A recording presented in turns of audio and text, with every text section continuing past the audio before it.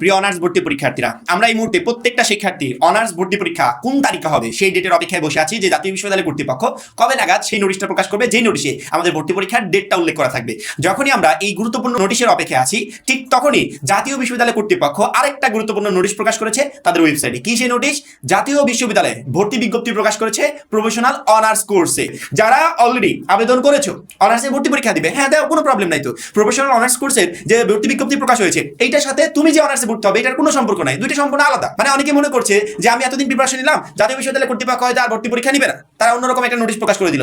হ্যাঁ আসলে ওইটা অন্যরকম নোটিশ, কিন্তু ওই নোটিশের সাথে আমরা যে অনার্সে ভর্তি আবেদন করেছি বা পরীক্ষা দিব এই নোটিশের কোনো সম্পর্ক নাই। এর জন্য আমাকে প্রিপারেশন থামিয়ে দিতে হবে না, আমরা আমাদের মতো ভর্তি পরীক্ষা দিব, আমার পছন্দের যে কোনো একটা কলেজে আমি অনার্সটা করব। এর জন্য এই নোটিশটা এই অনার্সের উপর কোনো প্রভাব ফেলবে না। তাহলে বলতে পারো যে ভাই এই নোটিশটা কেন? এই প্রফেশনাল অনার্সটা আসলে কি?